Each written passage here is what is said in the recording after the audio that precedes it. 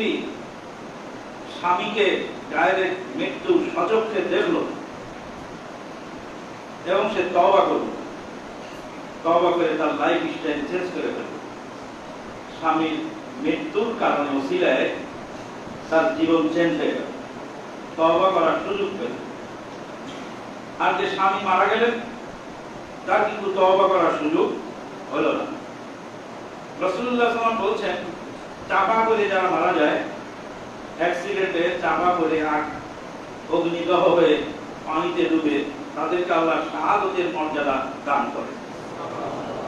ওই সমস্ত মহিলা যারা বাচ্চা ভূমিষ্ঠ হওয়ার সময় প্রসবকালীন ইন্তেকাল করে, তারাও শাহাদাতের মর্যাদা পেয়ে যান। যারা মহামারীতে মৃত্যুবরণ করে, তারাও শাহাদাতের মর্যাদা পেয়ে থাকেন। বিশেষ বিশেষ ব্যক্তিকে আল্লাহ পাক শাহাদাতের মর্যাদা দান করেন। রোড অ্যাক্সিডেন্টে পানিতে ডুবে আগুনে পুড়ে মানুষ মারা যায়, এতে হঠাৎ মৃত্যু হয়, শাহাদাত নসিব হয়, কিন্তু এই মৃত্যু থেকে আল্লাহ নবী পানা চেয়েছেন। আল্লাহুম্মা ইন্নী আউযু বিকা মিন যাওয়ালি নি'মাতিক ওয়া তাহাউলি আফিয়াতিক ওয়া ফুদাতি নি'মাতিক। হে আল্লাহ, নিয়ামত চলে যাওয়া থেকে তোমার কাছে পানা চাই, তোমার ক্ষমা উল্টে যাওয়া থেকে তোমার কাছে পানা চাই, হঠাৎ মৃত্যু থেকে তোমার কাছে আশ্রয় চাই।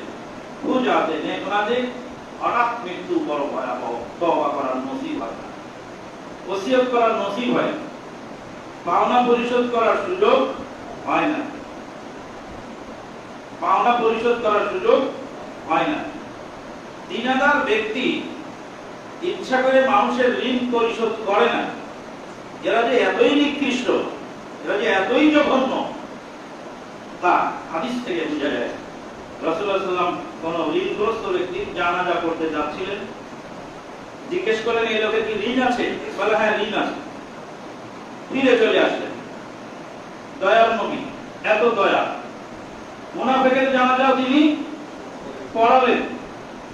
যেই মুনাফিক সারা জীবন ইসলামের বিরুদ্ধে, নবীর বিরুদ্ধে ষড়যন্ত্র করেছে, সেই মুনাফিক নবীকে কষ্ট দিয়েছে, তার জানাজাও তিনি পড়ালেন, কিন্তু ঋণগ্রস্ত ব্যক্তি থেকে ফিরে চলে আসলেন। এটা বলছে, সাল্লু আলা সাহিবিকুম, তোমাদের সাথীর জানাজা তোমরা পড়ে নাও। জনক সাহাবী বললেন, ওর যা ঋণ আছে সব ঋণ আমি শোধ করে দেব, আমি জিম্মাদার। রাসূলুল্লাহ সাল্লাল্লাহু আলাইহি ওয়াসাল্লাম তখনই জানাজাটা পড়ালেন। আর একজনের টাকা খেয়ে যে হজম হয়ে জমি জায়গা বানাচ্ছেন, বিল্ডিং বানাচ্ছেন, মরার পরে যে আপনার ছেলে টাকা না দেয়, কি হবে আপনার উপায়? যার যত ঋণ আছে, প্রয়োজনে জমি জায়গা বিক্রি করে সে ঋণ পরিশোধ করে দিই। ঋণগ্রস্ত ব্যক্তির জানাজা সাইয়্যিদুল মুরসালিন নবী মুহাম্মদুর রাসূলুল্লাহ সাল্লাল্লাহু আলাইহি ওয়াসাল্লাম পড়াননি। বলছিলাম আমরা বেঁচে আছি, আলহামদুলিল্লাহ। আমরা তওবা করার সুযোগ পাচ্ছি, আলহামদুলিল্লাহ। আমাদের লাইফস্টাইল পরিবর্তন করার সুবর্ণ সুযোগ এখনো রয়ে গেছে, আলহামদুলিল্লাহ। আমরা এসেছি আহলে হাদিস কেন্দ্রীয় মসজিদ, কুমিল্লা জেলার প্রাণ কেন্দ্রে এই মসজিদটি অবস্থিত। আল মারকাজুল ইসলামিয়া সালাফি, আল মারকাজুল ইসলামিয়া সালাফি কমপ্লেক্সের আহলে হাদিস জামে মসজিদে আমরা সালাত আদায় করছি, আলহামদুলিল্লাহ। বহু মানুষ আজকে জুমার সালাত আদায় করবে। মসজিদের মধ্যে এসি লাগানো, কোটি টাকার মসজিদ, আর খতিবের বেতন লাখ লাখ টাকা, ইমামের বেতন, খতিবের বেতন লাখ লাখ টাকা, লাখ লাখ টাকার পয়সাওয়ালা লোক খুতবা দেয়, কোটি কোটি টাকা মুসল্লি সেখানে সালাত আদায় করে, এসি আছে, খুব সুন্দর ব্যবস্থা। কিন্তু সালাত যদি না হয় তাহলে কি হবে? আল্লাহর কসম, দুর্বার ঘাসের উপর আপনি সেজদা দেন, আর সেজদাটা যে আল্লাহ কবুল করে, তাহলে সেজদাটাই আপনার জন্য যথেষ্ট। আর যদি আপনি সাংকেবারমার পাথরের উপর সেজদা দেন, মূল্যবান পাথর, তার উপরে সেজদা দেন, শ্বেত পাথরের উপরে সেজদা দেন, কষ্টি পাথরের উপরে সেজদা দেন, কিন্তু সেই সেজদা যদি আল্লাহর দরবারে কবুল না হয় কোনো মূল্য নেই। অনেক মানুষ জমা করছে যে তাদের সালাত খুতবা কোনোটাই হচ্ছে না, শুধু বেদাত আর বেদাত, শুরু থেকে বেদাত শেষ পর্যন্ত বেদাত বেদাত দিয়ে চলছে। আল্লাহ পাক সেখান থেকে আমাদেরকে বের করে এনেছেন, আলহামদুলিল্লাহ। জান্নাতীরা জান্নাতে ঢুকে বলবে আলহামদুলিল্লাহিল্লাযী হাদানা লিহাযা। আল্লাহ পাক আমাদেরকে এই জান্নাতের জন্য হেদায়েত করেছেন, তাই আমরা জান্নাত পেয়েছি। আল্লাহ যদি আমাদেরকে হেদায়েত না করতেন তাহলে আমরা জাহান্নামের খড়ি হতাম। আমি কাউকে জান্নাতের সার্টিফিকেট জাহান্নামের সার্টিফিকেট দিতে আসিনি, এটা আমাদের কাজ নয়। বলছি জান্নাতের কাজ যিনি করেন তাকে আল্লাহ পাক কি করেন? তৌফিক দান করেন। আল্লাহর তৌফিক ছাড়া সেটা সম্ভব নয়। আলহামদুলিল্লাহ। দরুদ ও সালাম বর্ষিত হোক নবী মুহাম্মদুর রাসূলুল্লাহ সাল্লাল্লাহু আলাইহি ওয়াসাল্লামের প্রতি, যিনি উম্মতকে প্রত্যেকটা ছোট বড় সব কাজ শিখিয়ে গেছেন। কিয়ামত পর্যন্ত যত রকমের ফিতনা ফাসাদ আসবে সমস্ত ফিতনা থেকে সতর্ক করে, এবং যত প্রকার কল্যাণকর কাজ আছে সমস্ত কল্যাণকর কাজের নির্দেশ রাসূলুল্লাহ সাল্লাল্লাহু আলাইহি ওয়াসাল্লাম তার উম্মতকে শিখিয়ে দিয়েছেন। রাসূলুল্লাহ সাল্লাল্লাহু আলাইহি ওয়াসাল্লাম বললেন, ইসফাউতু যাও, সুপারিশ করো তাহলে তোমাদেরকে পুরস্কার দাও। সুপারিশ করো। সুপারিশ কিভাবে করি আমরা? আমাদের সুপারিশ চলে উল্টা দিকে, সোজা সুপারিশ চলে না। উদাহরণ দিলে ক্লিয়ার হয়। বিকালবেলা সন্ধ্যার সময় এক লোক কিছু মাছ ধরে এনেছে, নদীর মাছ। শীতের দিন, বেলা ডোবে ডোবে ভাব, এই কনকনে শীতের মধ্যে নদীতে ডুবিয়ে ডুবিয়ে কিছু মাছ ধরে এনেছে। মাছগুলির দাম 150 টাকা। 150 টাকা হলে একটু কষা কষা হয়, আর 200 টাকা হলে একটু বেশি হয়।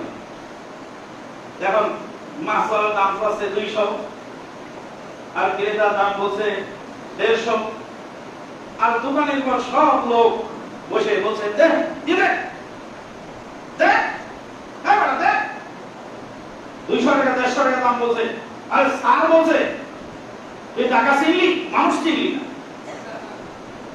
ভাগ্য করবে আমি ওখানে বসা। তাহলে আপনি সুপারিশ করলেন গরিবের পক্ষে না ধনীর পক্ষে? ধনী লোকটাকে বললেন না, যেই গরিব লোকটা কনকনে শীতের মধ্যে কষ্ট করে মাছগুলি ধরে এনেছে। স্যার আপনি তো অনেক পয়সার মালিক, এবার সারা গরিব মানুষ 200 টাকা দিলে দাম একটু বেশি হয়ে যায়, কিন্তু তাজা মাছ হিসাবে দেওয়ায় ক্ষতি নেই, দিয়ে দেন 200 টাকা। একটা লোক বললেন না এই গরিব দুঃখী এই মাছ ধরা লোকের পক্ষে, সবাই বললেন স্যারের পক্ষে। সুপারিশ তো আমরা করি সবাই, কিন্তু সুপারিশ তো জায়গা মতো হয় না। যেখানে করা দরকার সেখানে আমরা করি না। রাসূলুল্লাহ সাল্লাল্লাহু আলাইহি ওয়াসাল্লাম উম্মতকে শিখিয়ে গেলেন সব কল্যাণকর কাজ। আমি ভালো কাজ করেননি, ভালো কাজের সুপারিশ করে সমপরিমাণ নেকি পেয়ে গেলেন। আল্লাহু সকালবেলা ফজরের সময় মুয়াজ্জিন কনকনে শীতের মধ্যে এসে লেপ কাঁথা ফেলে দিয়ে ঠান্ডা পানি দিয়ে উযু করে আপনার মসজিদে আযান দিলেন। আযান দিয়ে কি নেকি পেলেন? আল্লাহর নবী সাল্লাল্লাহু আলাইহি ওয়াসাল্লাম বলেন, মুয়াজ্জিনের কণ্ঠস্বর যতদূর যায়, মুয়াজ্জিনের আযানের আওয়াজ যতদূর যায়, ততদূরের গাছপালা তরুলতা পাথর স্টোন গাছপালা তরুলতা জীবাণু কীটাণু ধূলিকণা বালু করা পর্যন্ত হাসরের ময়দানে মুয়াজ্জিনের পক্ষে সাক্ষ্য দেবে। এত বড় ফজিলত মুয়াজ্জিনের, যে মুয়াজ্জিনের আওয়াজ যতদূর যাবে ততদূর পর্যন্ত সুপারিশ করবে সমস্ত জামাত নামাতা। আল্লাহু আকবার, সুবহানাল্লাহি ওয়া বিহামদিহি, সুবহানাল্লাহিল আযীম। আযানের এত ফজিলত। আজকে আমার ছোট ছেলেটা আযান দিল, এখানে মসজিদে আযান শুনে আমি দোয়া করলাম, আল্লাহ তোর মায়ের কবরে শান্তি পৌঁছে। আল্লাহ যদি বলেন ফেরেশতা আমার বান্দি কবরে এসে প্রত্যেকের সন্তান রেখে এসেছে, সে আযান দিচ্ছে, আযানের উসিলায় তাকে ক্ষমা করে দাও। সবসময় ভালো কাজে অ্যাডভান্স হবে। ভাইজান ল্যাবের তলে শুয়ে এই নেকি আপনি পাবেন। কোথায় শুয়ে? মুয়াজ্জিন এসেছে কষ্ট করে, আর আপনার কষ্ট লাগবে না। ল্যাবের তলে শুয়ে এই নেকি পাবেন। রাসূলুল্লাহ সাল্লাল্লাহু আলাইহি ওয়াসাল্লাম বলেছেন, মুয়াজ্জিন যখন আযান দেয়, মুয়াজ্জিনের সাথে আযানের জবাব দেয়, মুয়াজ্জিন যা বলবে তাই বলে। ইল্লা হাইয়া আলা তাই, হাইয়া আলাস সালাহ, হাইয়া আলাল ফালাহ সময় লা হাওলা ওয়ালা কুওয়াতা ইল্লা বিল্লাহ বলে। আল্লাহর নবী সাল্লাল্লাহু আলাইহি ওয়াসাল্লাম বলেন, মুয়াজ্জিন আযান দিয়ে যে নেকি পেল, জবাব দেওয়ালা সমপরিমাণ নেকি পেল। কি বুঝলেন? একজন কনকনে শীতের মধ্যে কষ্ট করে আযান দিয়ে নেকি কামাইতো, আর আপনি ল্যাবের তলে শুয়ে শুয়ে সেই নেকিটা পেয়ে গেলেন। আল্লাহ, আমরা তা করি না। আযান যখন শুরু হয় গল্পে আরো তেজ দেয় বেশি। যারা গল্প জমায় আযানের সময়, ওরা শয়তান, আপনাকে নেকি থেকে বাধা দেয়। ওরা মানবরূপী শয়তান, মিনাল জিন্নাতি ওয়ান নাস। এসব শয়তান পরিহার করে চলতে হবে। বলছিলাম ছোট্ট ছোট্ট কাজ উম্মতকে রাসূলুল্লাহ সাল্লাল্লাহু আলাইহি ওয়াসাল্লাম শিখিয়ে গেছেন। কিয়ামত পর্যন্ত সমস্ত ফিতনা থেকে উম্মতকে শিখিয়ে গেছেন। রাসূলুল্লাহ সাল্লাল্লাহু আলাইহি ওয়াসাল্লাম বলেন, কিয়ামতের আগে একদল লোক আসবে, আরাম কেদারায় বসে ফতোয়া দেবে, আর বলবে বাইনানা ওয়া বাইনাকুমুল কুরআন ফামা ওয়াজাদনা ফীহি মিন হালালিন ইস্তাহলালনাহু ওয়া মা ওয়াজাদনা ফীহি মিন হারামিন হারামনাহু আলা ইন্নী উতীতুল কুরআন ওয়া মিসলুহু মা।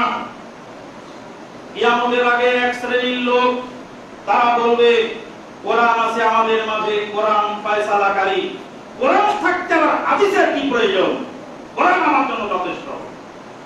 সাবধান, কোরআনে আল্লাহ পাক আমাকে কোরআন দিয়েছেন এবং কোরআনের মতো আরো কিছু দিয়েছেন। কোরআনের মতো আরো কিছু দিয়েছেন, সেটা কি? সহিহ হাদিস। কাজে সহিহ হাদিস অস্বীকারকারী পশ্চিম কালো মুসলিম হতে পারে না।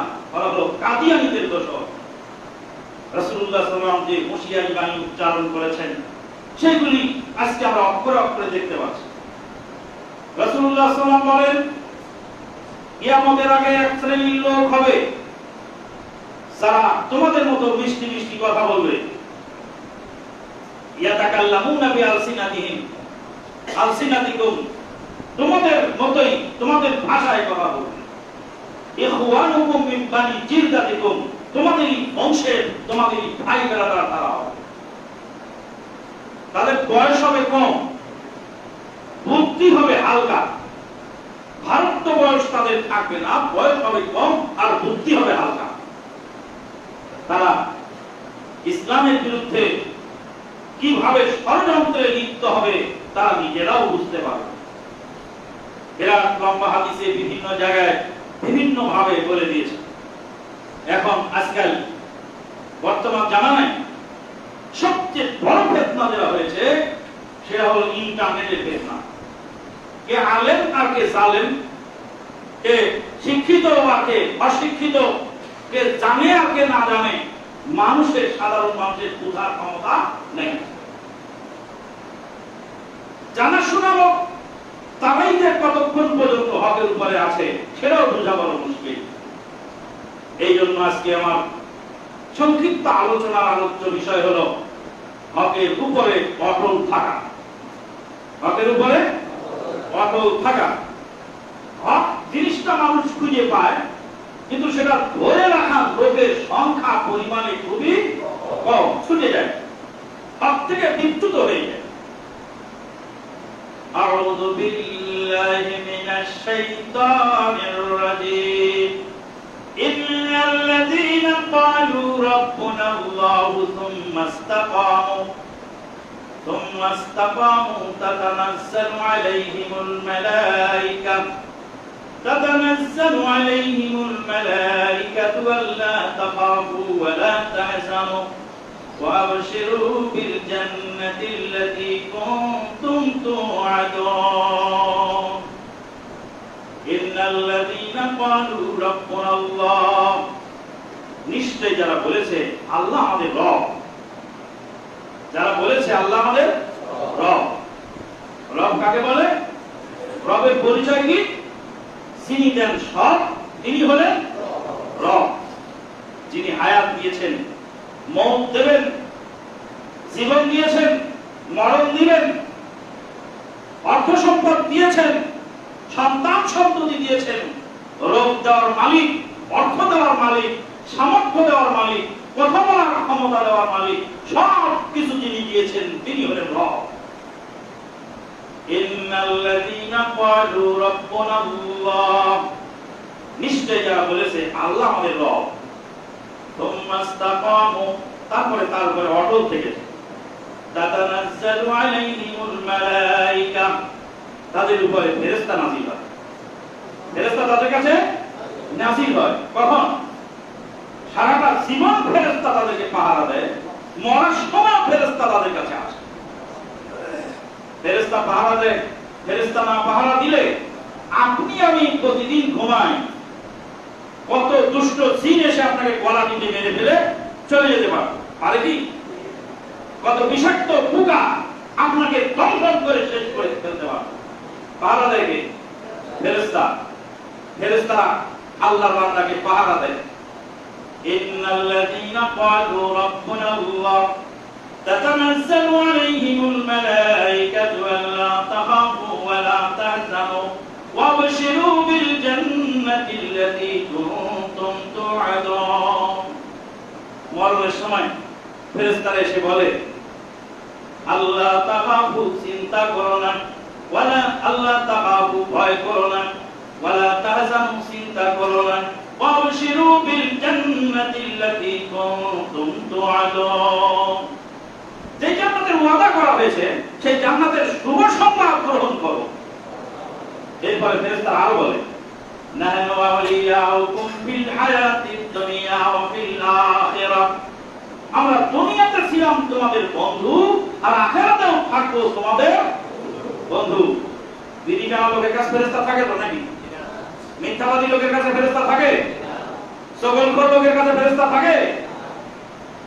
আল্লাহু আকবার, সুবহানাল্লাহি ওয়া বিহামদিহি, সুবহানাল্লাহিল আযীম। ফেরেশতা থাকবে কি করে? গালির চোটে শয়তানি পালায় না, শয়তান ভাবে এটাই আমাকে বলতে হয়।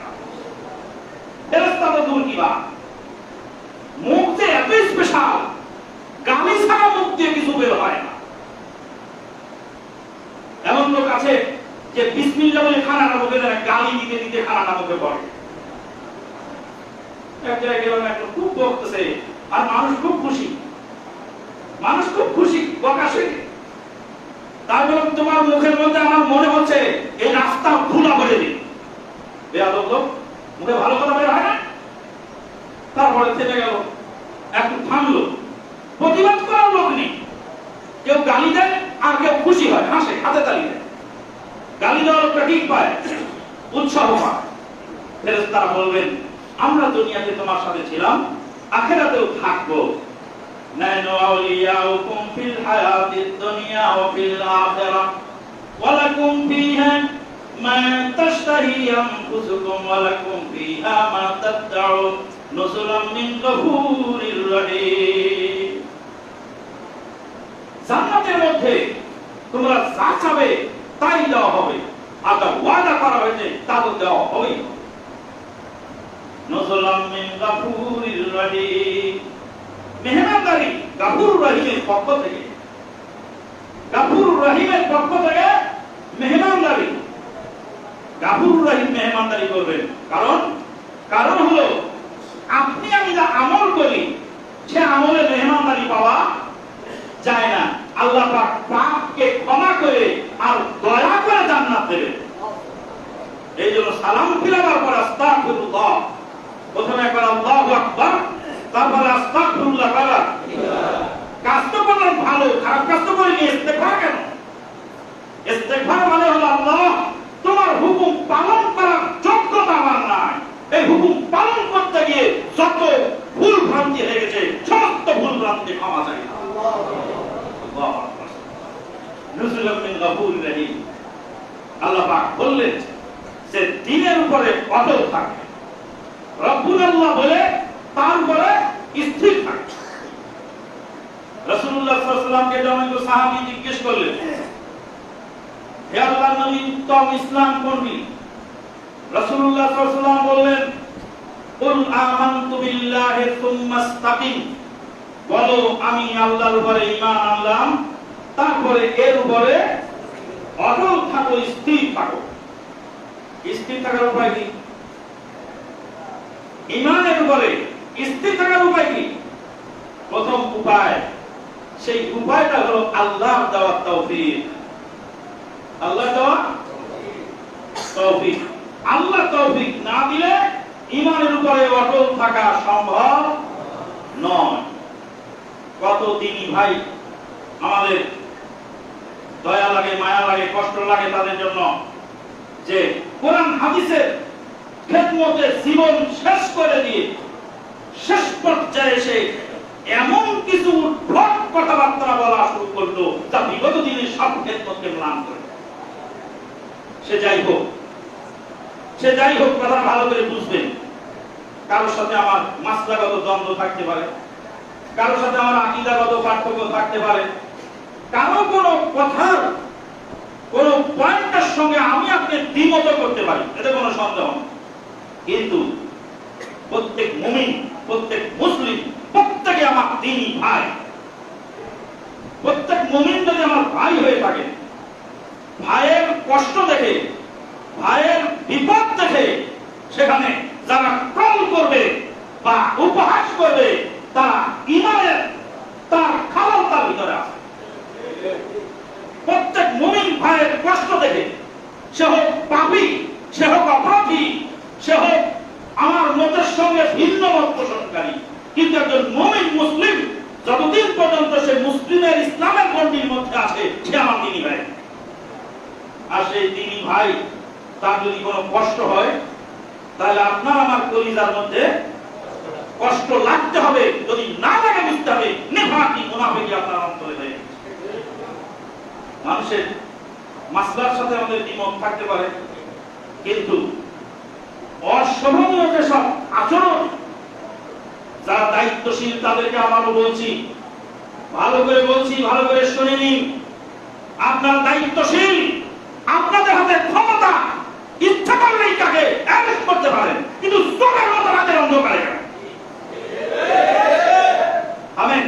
আপনি ঠিক বললেও ঠিক, না বললেও ঠিক। ঠিক বলতে বলছে কি? ওই ঠিক তো তখনও বলছিলেন যখন বলছিল কিয়ামত কাছে এসে গেছে। একদল লোক ঠিক বলেনি? যখন বলছিল করোনা ভাইরাসে টিকা নিলে পুরুষ মহিলা হয়ে যায়, মহিলা পুরুষ হয়ে যায়, তখনও তো ঠিক বলেছিল একদল লোক, বলেনি? তারা যদি বলতো আপনি কি বলছেন, থামেন আপনি, তা বলছেন দলিল দেন, তাহলে তো মানুষ বক্তৃতা দেওয়ার সময় নেবে নেবে কথা বলার সুযোগ পায়। কিন্তু এক শ্রেণীর লোক ভুল বলুক আর ঠিক বলুক সব ঠিক।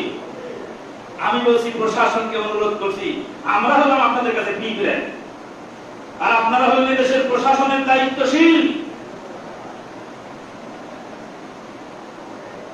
নষ্ট মহিলা জামিন পায়, নষ্ট মহিলার হাতে হাত করা পড়ানো হয় না, আলেমের হাতে হাত করা পড়ানো। হৃদয়ের রক্তক্ষরণ। বলছি আপনাদেরকে, মুসলিম জাতি বদদোয়ায় ধ্বংসপ্রাপ্ত হয়ে যাবে সেদিন বেশি দূরে নয়। তওবা ইস্তেগফার করতে হবে। কোন মানুষের ভুল হলে তাকে ধরে সেই ভুলের জন্য যদি প্রমাণিত হয় শাস্তি দেবেন, সেটা প্রপার ওয়েতে হতে হবে। রাতের অন্ধকারে, রাত 2টা বাজে, 3টা বাজে, 9টা বাজে, 6টা বাজে, মানুষের বাড়িঘর ঘেরাও করে, দরজা তালা ল্যাট্রিন বাড়ি ঘুরে সন্ত্রাসী কায়দায় যদি করা হয়, এটা কি প্রশাসনের দায়িত্ব? এরকম সিস্টেম। পরবর্তীতে আমরা এই ঘটনার, এরকম ঘটনার পুনরাবৃত্তি চাচ্ছি না। অনুরোধ আপনাদের কাছে, কারণ অপরাধ হতে পারে, অপরাধের জন্য তাকে যথাযথ ভাবে, সুন্দর ভাবে, নিয়ম নীতি ভাবে তাকে নিয়ে জিজ্ঞাসাবাদ করুন বা অপরাধ প্রমাণ করে শাস্তি দিন, এটা হলো আপনাদের ব্যাপার।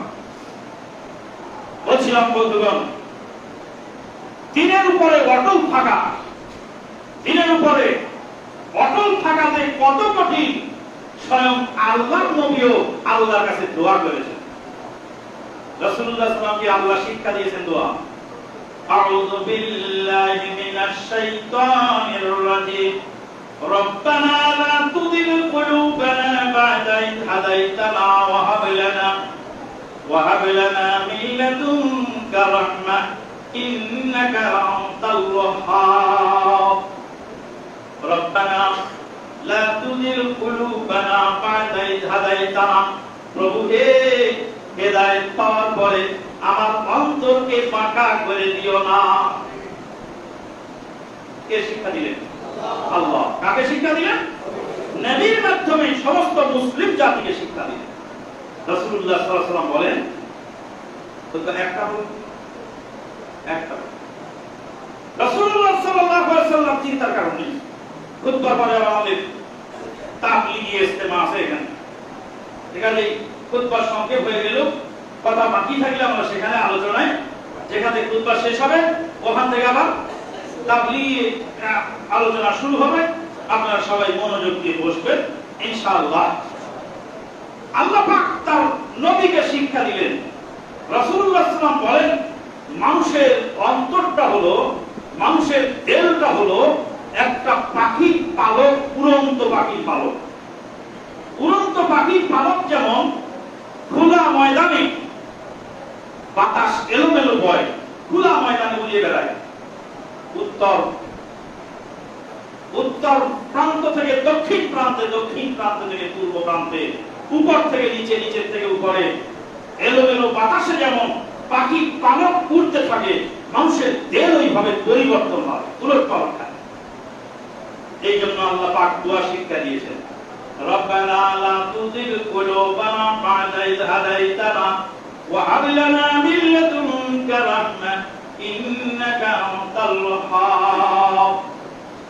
হে আল্লাহ, তোমার পক্ষ থেকে আমাদের উপরে রহমত নাযিল করো, নিশ্চয়ই তুমি মহান দাতা। বন্ধুগণ, রাসূলুল্লাহ সাল্লাল্লাহু আলাইহি ওয়াসাল্লাম সিজদায় গিয়ে করতেন, ইয়া মুকাল্লিবাল কুলুব সাব্বিত কলবি আলা দীনিক, ইয়া মুকাল্লিবাল কুলুব সাব্বিত কলবি আলা দীনিক। হে দিলের পরিবর্তনকারী, আমার দিলটাকে তোমার দিনের উপর স্থির রেখে দাও। এক নম্বর তৌফিক, আর দুই নম্বর দোয়া, তিন নম্বর হলো সবর। ধৈর্য ধারণ করলে দিনের উপরে অটল থাকা যায়। জাযাউহুম বিমা সাবারু জান্নাতাও ওয়া হারিরা। জান্নাত এবং জান্নাতের রেশমি কাপড়ের মালিক তারা হলো কিসের বিনিময়ে? বিমা সাবারু, তারা ধৈর্য ধারণ করেছে। ধৈর্য ধারণ তো হয় না, একজন বকা দিল, আমারও মন চায় বকা দিতে। রাসূলুল্লাহ সাল্লাল্লাহু আলাইহি ওয়াসাল্লামের সাহাবী সাদ ইবনে আবি ওয়াক্কাস রাদিয়াল্লাহু তাআলা আনহু বলে, কুন কাইনাই কাহাবি ইবনে আদম, তুমি আদমের দুই সন্তানের মতো একজনের মতো হও। আদমের দুই সন্তান, একজনের নাম হাবিল, আরেকজনের নাম কাবিল। কে কাকে মানলো? কাবিল হাবিলকে মানলো। কাবিল যখন হাবিলকে বললো, লাখ তুলান নাকা, আমি তোমাকে হত্যা করে দেব, তখন হাবিল জবাব দিচ্ছে, লাইন বাসাত্তা ইলাইয়া ইয়াদাকা লিতাকতুলানি মা আনা বিবাসিতি ইয়াদি ইলাইকা লিয়াকতুলাক ইন্নী আখাফুল্লাহ রাব্বাল আলামিন। তুমি যদি আমাকে মারো, আমি তোমাকে কিন্তু মারবো না। তুমি মারতে পারো, আমি মারতে পারি না। তুমি গালি দিতে পারো, আমি গালি দিব না। তুমি গালি দিতে পারো, আমি গালি দিব না। রাসূলুল্লাহ সাল্লাল্লাহু আলাইহি ওয়াসাল্লাম বলেন, সিলমান কাতা, যে তোমার সাথে সম্পর্ক ছিন্ন করে তার সাথে তুমি জোড়া লাগাও। যে তোমার উপরে জুলুম করে তাকে তুমি ক্ষমা করে দাও। আল্লাহ পাক কুরআনের মধ্যে বলছেন, আল্লাযীনা ইউনফিকুনা ফিস সাররা'i ওয়াদ দাররা ওয়াল কাযিমিনাল গায়যা ওয়াল আফিনা আনিন নাস আল্লাহু ইউহিব্বুল মুহসিনিন। যারা সুখে দুঃখে দান করে, রাগকে দমন করে, মানুষকে ক্ষমা করে। সুখে দুঃখে দান করে, রাগকে দমন করে, মানুষকে ক্ষমা করে, রাগকে দমন করে। সাদ ইবনে আবি ওয়াক্কাস রাদিয়াল্লাহু তাআলা আনহু বলেন, আদম সন্তানের দুইজনের একজনের মতো হও। কার মতো হব আমরা? হাবিলের মতো হব। আমার ঘর ঘর রয়েছে পর, যে মনে করিল পথের বিভাগী, পথে পথে কাঁদি আমি তার লাগি, দীঘল রাত্রি তার তরে জাগি, ঘুম যে দিয়েছে মর, আপন করিতে খুঁজিয়া বেড়াই, যে মনে করেছে পর। যে আমাকে গালি দেয় আমি তাকে সুন্দর ব্যবহার করব। ইদফা বিল্লাতী হিয়া আহসান ফাইদাল্লাযী বাইনাকা ওয়া বাইনাহু আদাওয়াতুন কান্নাহু ওয়ালিয়্যুন হামীম মা ইউলাক্কাহা ইল্লাল্লাযীনা সাবারু ওয়া মা ইউলাক্কাহা ইল্লা যু হাযযিন আযীম। আল্লাহ পাক বলেন সুন্দরভাবে প্রতিবাদ করো। ইদফা বিল্লাতী হিয়া আহসান ফাইদাল্লাযী বাইনাকা ওয়া বাইনাহু আদাওয়াতুন, যার সঙ্গে আছে তোমার দুশমনী, শত্রুতা, সেই শত্রু একদিন আপন হয়ে যাবে। বাইনাকা ওয়া বাইনাহু আদাওয়াতুন কান্নাহু ওয়ালিয়্যুন হামীম ওয়া মা ইউলাক্কাহা ইল্লাল্লাযীনা সাবারু। এত বড় মর্যাদা কেবলমাত্র তারাই পায় যারা সবুর করেছে। ওয়া মা ইউলাক্কাহা ইল্লা যু হাযযিন আযীম। মহান অংশ যারা পেয়েছে, যাদেরকে আল্লাহ বিশেষ নিয়ামত দিয়েছে, তারাই এটা পেয়ে থাকে। বন্ধুগণ, প্রতিবাদ সুন্দরভাবে, সবর, ধৈর্য, ইস্তেগফার, দাওয়াত দিলে দিনের উপরে অটল থাকা সহজ হবে। দিনের উপরে অটল থাকার জন্য ভালো মানুষের সাথে চলতে হয়। দিনের উপর অটল থাকার জন্য ইলম হাসিল করতে হয়। কোনটা দিন কোনটা দিন নয় এটা বুঝতে হয়। ওয়া আখিরু দাওয়ানা আলহামদুলিল্লাহি রাব্বিল আলামিন। কষ্ট হয় গরমে?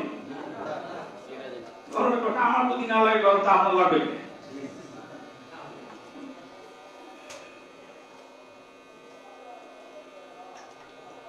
ইন্নাল হামদুলিল্লাহ নাহমাদুহু ওয়া নুসাল্লি আলা রাসূলিল কারীম, আম্মা বা'দ, ফাআউযু বিল্লাহি মিনাশ শাইতানির রাজীম। ইন্নাল্লাহা ওয়া মালাইকাতাহু ইউসাল্লুনা আলান নবী ইয়া আইয়ুহাল্লাযীনা আমানু সাল্লু আলাইহি ওয়া সাল্লিমু তাসলিমা। আল্লাহুম্মা আ'ইজ্জাল ইসলাম ওয়াল মুসলিমিন ওয়া দিল্লাশ শিরকা ওয়াল মুশরিকিন ওয়া দাম্মির আল্লাহুম্মা আদাকা আদা'আদ-দ্বীন واحمي عودة الإسلام والمسلمين يا أرحم الراحمين. اللهم أعز الإسلام والمسلمين في فلسطين. اللهم أعز الإسلام والمسلمين في كشمير. اللهم أعز الإسلام والمسلمين في سوريا وبرما. اللهم أعز الإسلام والمسلمين في كل مكان. سبحان ربك رب العزة عما يصفون.